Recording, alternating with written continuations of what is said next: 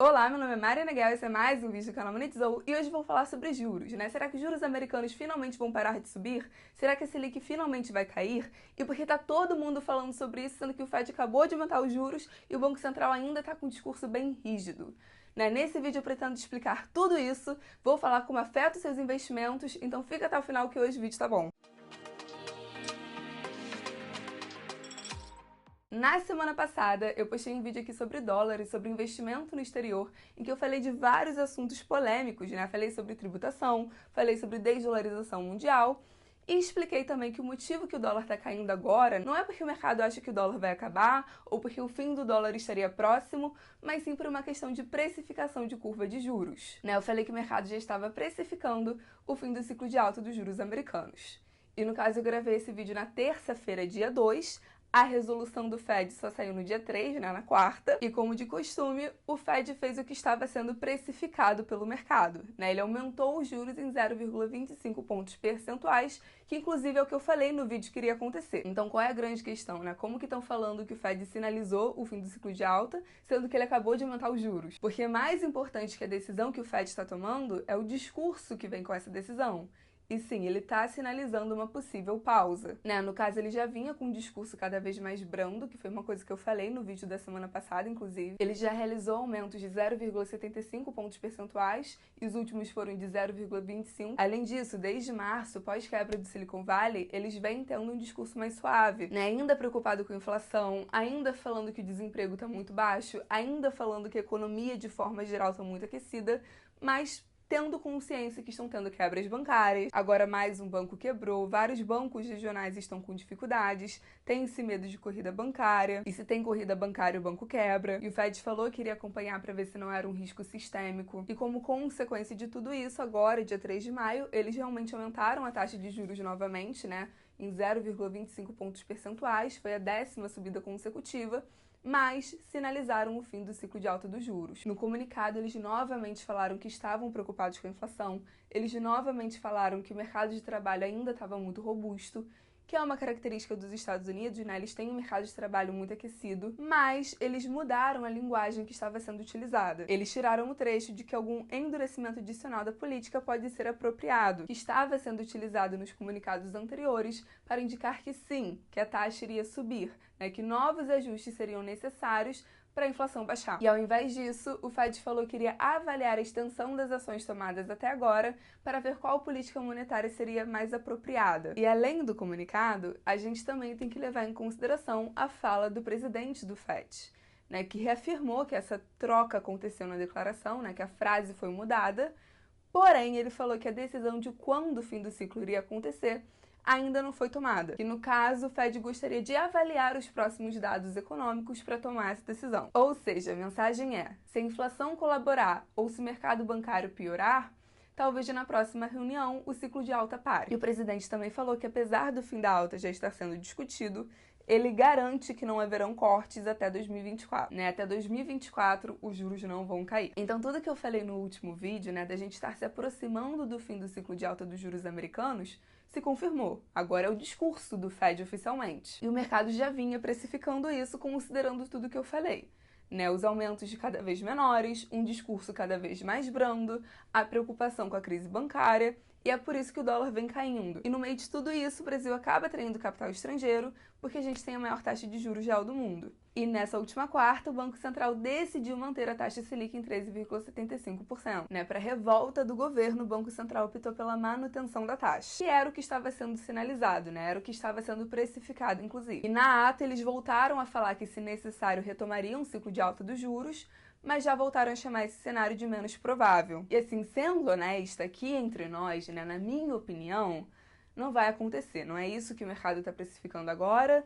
não é isso que se acredita que vai acontecer. Se o Banco Central realmente aumentasse os juros novamente, seria uma puta briga política. Além disso, eles falaram novamente sobre a expectativa inflacionária e falaram que apesar do arcabouço fiscal ser positivo, né, melhor ter um arcabouço do que não ter nenhum, eles falaram novamente que o arcabouço não foi votado, então que ele ainda poderia mudar, e que não haveria uma relação mecânica entre o arcabouço e a queda da inflação.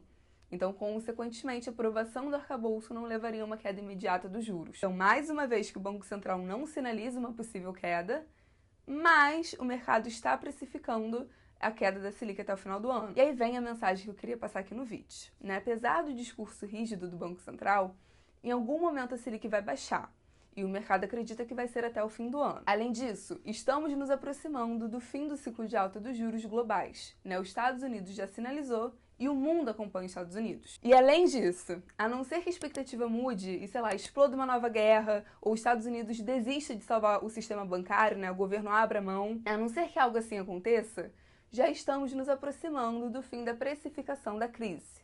Como assim? Essa retração econômica sentida em 2023 já está sendo precificada há tempos, né? Aqui no Brasil, desde 2021, que a bolsa vem derretendo, quando começou-se a falar de subida da Selic, e no mercado externo, né, globalmente, mundialmente, em 2022, quando o mundo começou a debater a subida de juros. Então percebam, a precificação veio antes da crise ser sentida.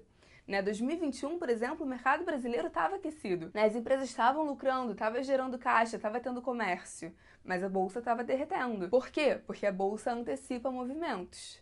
O investidor vê que o mercado está super aquecido, que aquela empresa está crescendo, que ela lucrou, mas ele não olha para o resultado presente, ele pensa em ganho futuro. E aí ele pensa, ok, essa empresa teve esse resultado com uma Selic a 2%. Mas quanto seria com uma Selic a 5? E aí vai passando o tempo, o Banco Central começa a sinalizar novas altas, o mercado começa a falar de uma Selic em 7, 10, depois começaram a falar de Selic em 12, 13, discutiram Selic em 14, 15, e a bolsa vai derretendo com essa precificação. Por quê? Porque ela antecipa a recessão econômica, ela antecipa essa retração no crédito. E tô falando de Brasil em 2021, mas mesma coisa vale para os Estados Unidos em 2022, por exemplo. E aí, quando os juros chegam no topo e realmente começa a sentir os efeitos na economia real, né? Você sente a crise, grande parte daquilo já está precificado. Desde o começo do ano, falar sobre crise virou algo normal, mas a bolsa não está derretendo, né? A bolsa já chegou a cair mais. Aqui no Brasil, notícia de empresa entrando em recuperação judicial ou que está perto de entrar, já virou notícia normal. E aí, ok, quando você analisa as empresas, grande maioria tem operações complexas, ou negócios cíclicos, ou se endividaram mais do que deveriam. Então a subida dos juros pesou? Pesou. Foi ela sozinha? Não. Entra também gestão, questões setoriais, tudo isso acaba impactando. Mas enfim, é importante entender que grande parte já foi precificada. Por quê? Porque a bolsa se antecipa.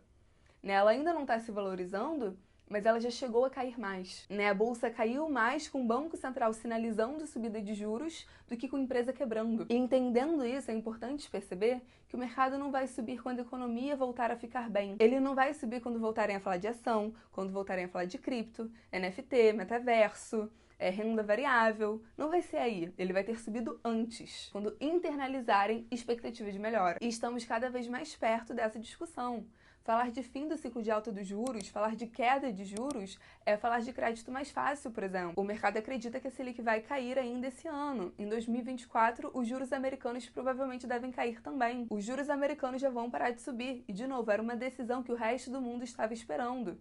E aí, com isso, sobe ação, sobe fundo, sobe cripto, né? Tudo que era bom e que estava descontado, sobe. Então, para investir e não perder dinheiro, é importante entender isso. É importante entender que o mercado antecipa esses movimentos. E sim, eu acho que no futuro, olhando para o longo prazo, esse vai se mostrar como um momento de boa oportunidade. O objetivo do vídeo era esse, era explicar realmente o que está acontecendo, o que os bancos centrais estão falando, o que vai acontecer no Brasil, o que vai acontecer nos Estados Unidos, como isso afeta os investimentos, e trazer um pouco de clareza. Então se inscreve no canal, curte, comenta o que você achou e até o próximo vídeo.